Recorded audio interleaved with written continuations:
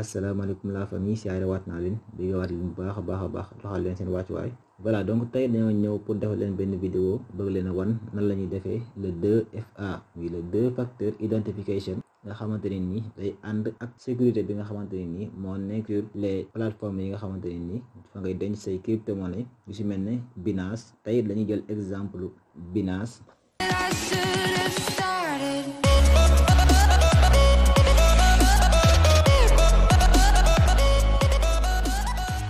Voilà, donc une fois nga connecté wu daf lay renvoyer ci page bi. Voilà, donc compte bi mooy compte bi ma ubbi woon la fois passée pour wan leen na la ñuy ubbee compte Binance. Ci compte bi dañuy defee suñu lépp li nga xamante ni nii moo jëm ci wàllu plateforme Binance, parce que boo daw ubbi sa compte nii lay mel du am dara. Dama leen di wan de pas à pas ba ngeen comprendre comment fonctionne Binance. Bu la renvoyer ci page bi boo bëggee def li nga xamante ni nii mooy sa deux facteur identification da ngay ñëw fii ci petit bonhomme bii boo cliquer fi nga xamante ni mooy ci petit bonhomme boobu noonu. daf lay andil say information donc yow fi nga soxla mooy da koy wàcc ba ci suuf nga dem si fi nga xamante ni mooy la sécurité nga cliquer fi ñu bind sécurité. boo cliquer si petit bonhomme boobu boo demee sécurité daf lay renvoyer directement si page bi nga xamante ni moom mooy la page de sécurité nga xam ne fii la ñuy defee vérification de sécurité yi nga xamante ni Binance daf ñu ko proposé. donc boo seetloo bu baax Binance proposé nañu 4 façons yoo xamante ni mën nga faa gérer sa sécurité compte nga xam ne kenn du ko mën a pirater. donc bi ci njëkk mooy lañ naan la clé de sécurité ñu koy wax aussi le YubiKey. donc boobu naa ci ñëwaat expliquer leen ko ba ngeen comprendre ko. la vérification du numéro de téléphone aussi bi expliqué woon naa leen ko bay passé la fois dernière moom laa leen expliqué wala leen ni ñu koy defee.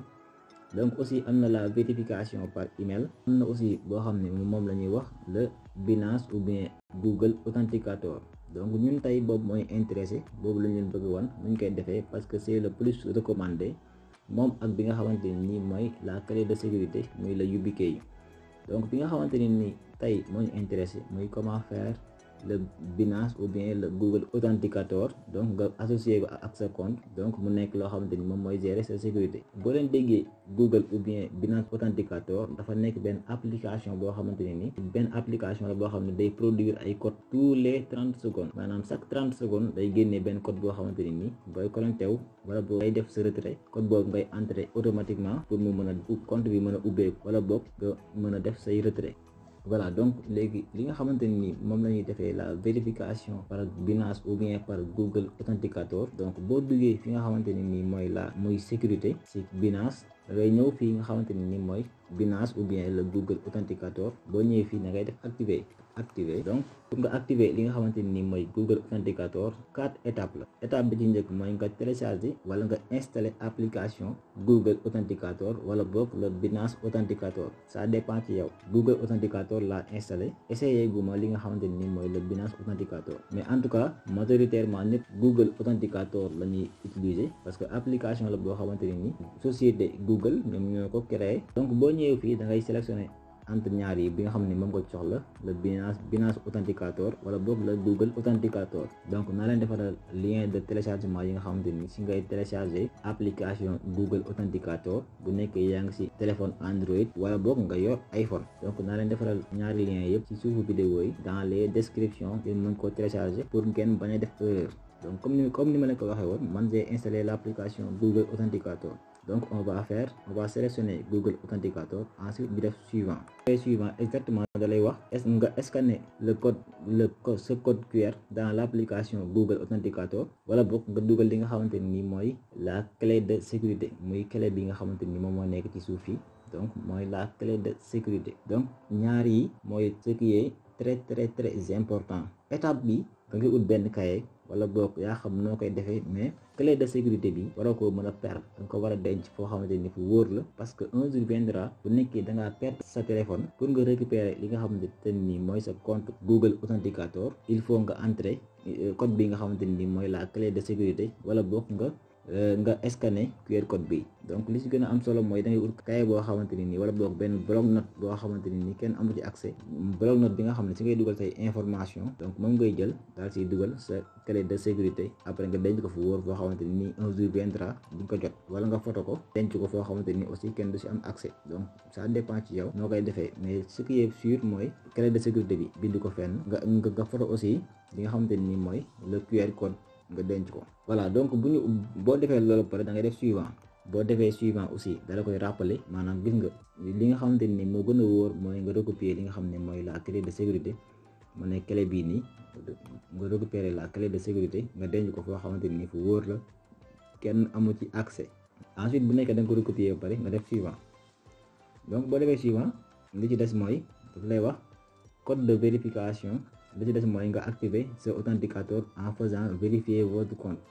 donc pour nga activer Google authenticateur bi, voilà bu nekkee da ngaa activer les deux, mooy numéro de téléphone bi ak aussi li nga xam ne mooy sa adresse email. da ngay ñëw fii nga def obtenir le code pour les deux, ñoom ñaar ñëpp da ngay def obtenir le code.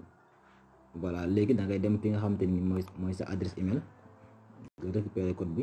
voilà da ngay ñëw fii nga récupérer code bi, code baa nekk nii ngay copier code bi nga dellu ci compte Binance bi nga coller ko fii. voilà coller ko nga dem aussi sa téléphone dañ lay envoyer foofu benn code bi tamit nga vérifier ko. voilà ensuite nga dellu aussi fi nga xam ni mooy sa Google authenticateur nga jël aussi code bi nekk foofu noonu, code bi ñu la fay envoyer. voilà le code day changer tous les 30 secondes. voilà boo defee lii ensuite def suivant. Google authenticateur activé. donc boo defee loolu rek activé nañ sa Google authenticateur. léegi à chaque fois booy connecté wu ak à chaque fois booy def li nga xamante ni mooy retrait dañu lay laaj li nga xamante ni mooy le Google authenticateur. donc boo paree da ngay def fi nga xamante ni mooy retour à la page de sécurité. voilà donc activé nañ léegi les deux. activé nañ aussi bii moo ñu dese mooy bi nga xamante ni mooy la clé de sécurité. loolu aussi c'est vraiment très important, mais boobu naa si ñëwaat ci kanam da ngeen gën a comprendre affaire yi. donc ma doog see ñëw expliquer leen comment ça fonctionne. Merci d'avoir regardé la vidéo jusqu'à la fin. te aussi boo leen nekkee ay ñu bees kenn ci wàllum crypto-monnaie ak technologie blockchain, n'oubliez pas ngeen télécharger livre bi nga xamante ni nii dañ ko bind uniquement pour ñi nga xamante ni nii dañuy débuter ci monde crypto-monnaie. donc ñoom ñoo tax ñu bind livre bi. boo leen ko télécharger ngeen lire ko rek di ngeen comprendre comment ça fonctionne. lien de téléchargement bi nañ ko def ci suufu vidéo bi, comme ça ngeen mën koo télécharger ku ci nekk mën see gis sa bopp. ak aussi bu nekkee abonné ko leen, n'oubliez pas ngeen abonné activer notification yi, ndax loolu moo ñu may courage ñuy gën a mën a tourner ay vidéo, mën a partager li nga xamante ni nii mooy expérience yi nga xamante ni jot nañ ko xam tuuti ci wàllum crypto-monnaie.